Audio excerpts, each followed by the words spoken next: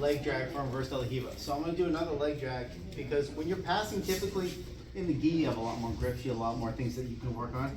But if I'm passing in no gi, his leg starts coming over just constantly. He'll be able to follow me. Same thing if I'm stepping in, I'm dragging, right? Whenever I'm dragging, I want my head to be on the outside, but when I drag, this leg is the one that we always have to worry about coming over the top, right?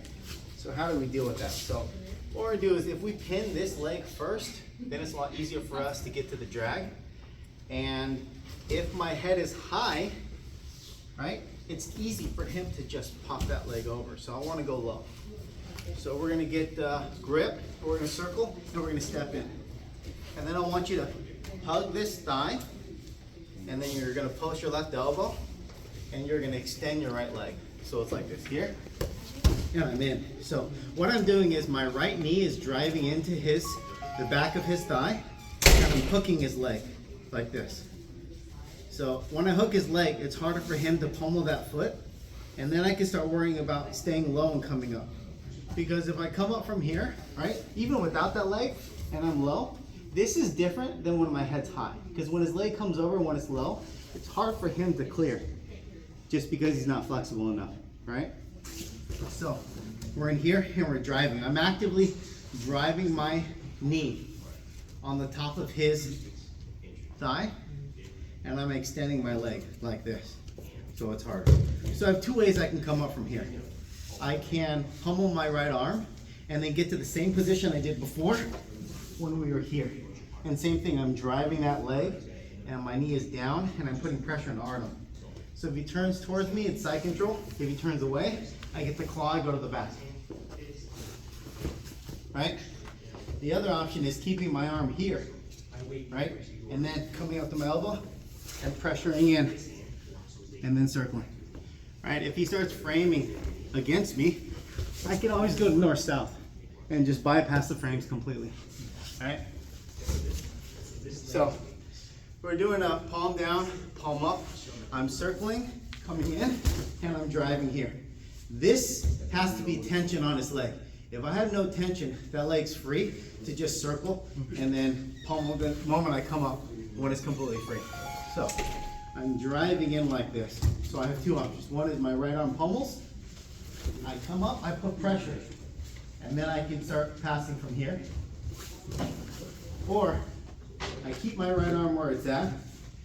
I start coming up and putting pressure in and circling around. And then I can go north-south if he starts framing. How do you guys feel that so far? Good. So right hand, here, let's go a little closer. Look at everyone's really far.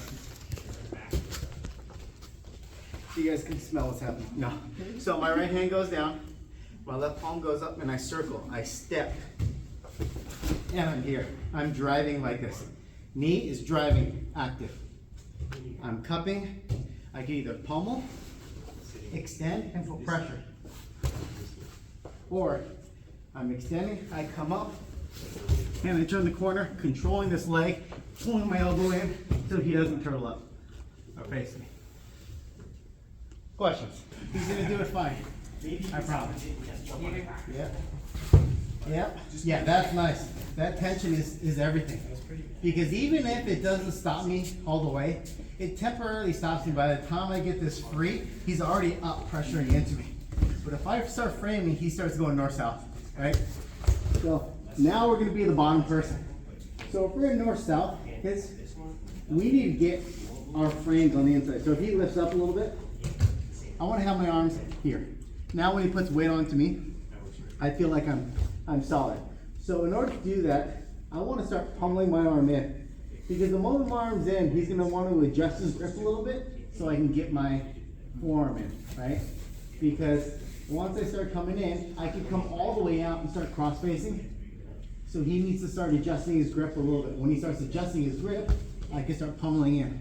And now my arms have to be like 90 degrees. So when Artem puts all his weight on me, go ahead, sprawl, put all your weight. Yeah, I should be able to hold him up, no problem.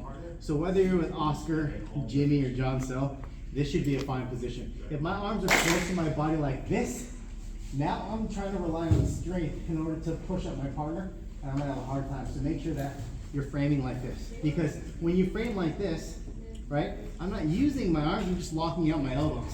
And now it's easy for me to create space. Because when I create space, I can start bringing in one of my legs. So my right shin is gonna go right here to his shoulder, here. Once that happens, I frame on the other side, and I square up. So if your partner ends up staying here, you can just shoot a triangle, and then we're pretty much done. But we're gonna show you what happens when he defends the triangle.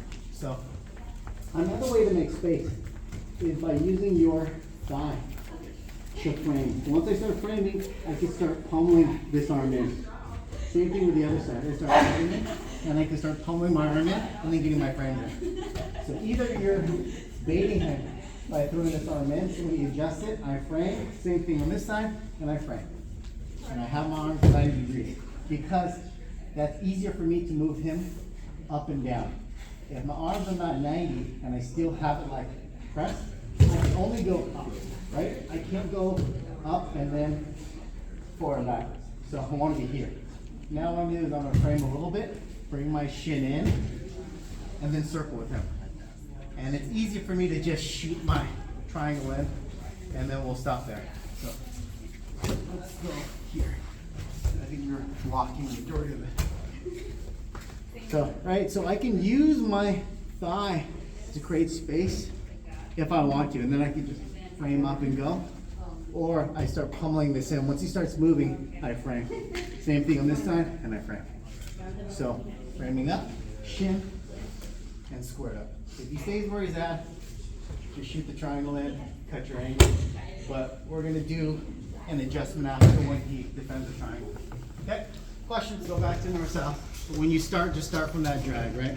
So I'm framing, I'm up, I'm framing on this hip, circling, then it's easier for me to just pummel and go. So ultimately, I want to get my angle, right? And I want to be on this side. But he steps up with his left foot, and he's cutting my angle a little bit, so his head's turning to his right. So now I have the wrong angle. Obviously, you could drag this and go for a Mopata, but if he's connecting his hands for whatever reason, or if he's just trying to hug, it's going to be really hard for me to get that angle. I could switch and go reverse this direction, but you guys know that it might be a little bit of a challenge. So since this leg is here and my angle's bad, I'm going to underhook, and then I'm going to start framing on his shoulder or his head. And then I'm going to drop down and get right here to kick guard. Because if his leg is here, that makes the most sense to me. And then my left foot is either going to frame here, hook on his neck, hook on his armpit, whatever you want to do. So I'm going to extend a little bit, just like this. When I extend him a little bit, right, it opens up for like backside 50-50 or whatever, because all his weight is in his right leg. And if his weight's in his right leg, it's easy for me to just pummel underneath and just circle. Then I can just extend and then pull. I can fall to my left or to my right. Just remember that whatever side you fall on, that's the side the hook needs to be on first, right? Because if I put my top hook in and I fall to my left, he has a way out to escape, right? So usually I will put in my seatbelt, put my bottom hook in, and then I'll cross. Then I'll open up, put my top in, and just sort of go from my back or whatever. So you guys can finish however you like from there. So let's just go to the triangle. So here he steps up, and I have the angle like this. This is not good for me, but I can start framing, dropping in, and then extending out. So if you're into like leg locks and stuff, you can pass over and go to like backside 50-50. But since the weight is over in his right leg, this leg is super light. You'll notice that he doesn't have much here. So I can frame, and I'm gonna push, put my shin into his calf, and then I'm gonna extend out and go down. You'll notice that his weight was in his right, and then when I put my shin onto his calf, his weight went into his left foot, so I was able to kick him out without like messing up his knee or anything. Right? I could seatbelt, fall to my right, cross my feet, open up, and then put my hook in.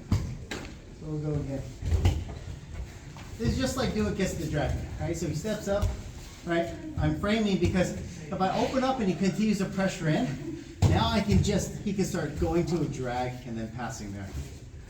So that's why I drop my foot in And then I go palm to palm and I start extending to standard cage guard position. I'm extending my right shin because the weight needs to be in his right leg. I come underneath and I frame. So now his weight's still in his right leg. But the moment I go here, his weight starts to shift. See how he's starting to go here? I want that.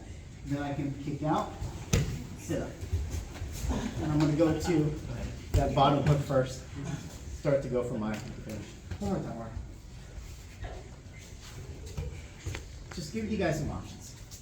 Stepping up, framing in, extending, right? You can frame here if that's easier for you, because maybe your partner's big. I'm going here, shin goes to his calf. Now if I go to his knee will bend and his weight shifts over to his right leg. But if I'm here, so now he's gonna have to start leaning to that side. Bottom hook comes in, I can cross or go right to it. Okay? So that's the sequence.